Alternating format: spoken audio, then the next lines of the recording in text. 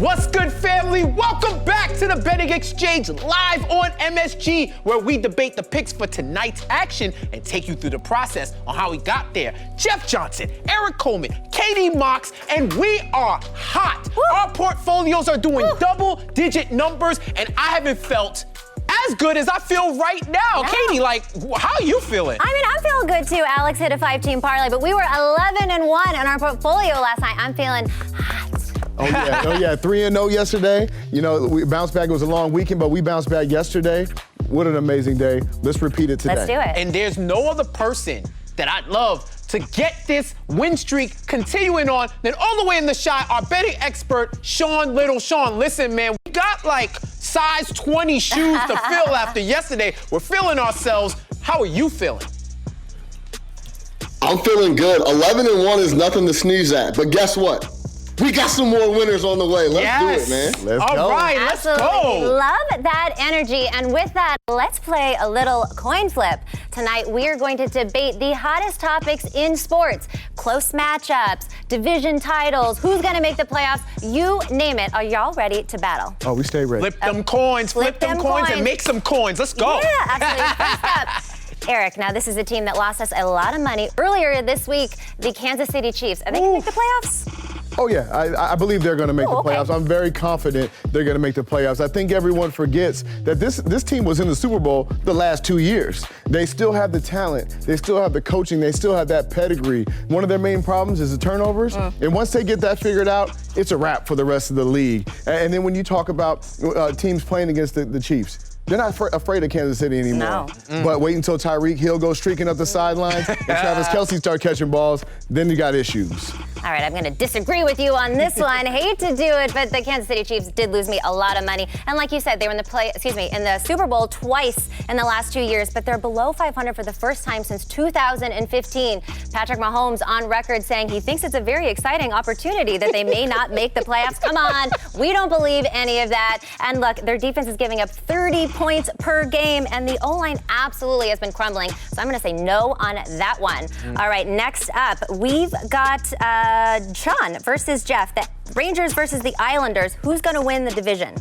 I'm rolling with the New York Islanders. Let's go to Nassau County. Let's go to Suffolk County. Strong Island in the building. We're doing it like that. Look, they were the preseason favorite to win the Metropolitan Division. And one thing, Sean, that I'm going to tell you right now that people haven't really considered, they've been playing all their games virtually away, because the UBS Center in Elmont is still being built for them, and I think they get in at the end of the month. So they've virtually been playing on the road. They haven't played any home games left. I do think once they get settled in, they'll get cooking, and they'll be the ones to win the division.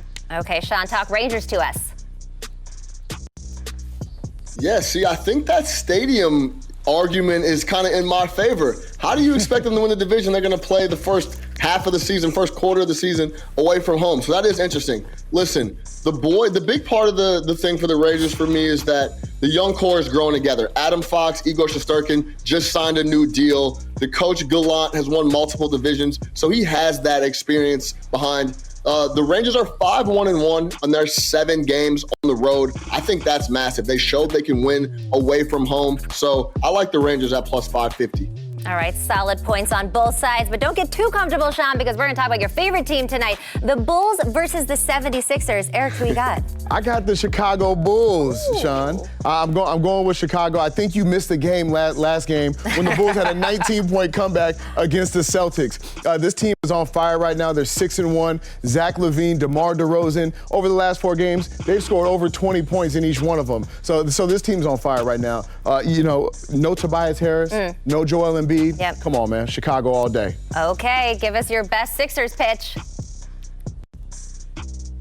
The Sixers, according to my research, I don't know that Embiid is out, so I got to wait to see that before I take, I guess, the Sixers. But I do like the Sixers in this spot. The Bulls have been suspect on the road. I watched every minute of the Bulls, and I know they came back from down 14 the other night, but to come back and win from 14, you got to be down 14 in the first place. They haven't played well on the road. I like the Sixers here, and we'll get more into it later on in the show. All right, and Jeff, I've got a little debate for you. The Browns versus the Bengals. Who you taking?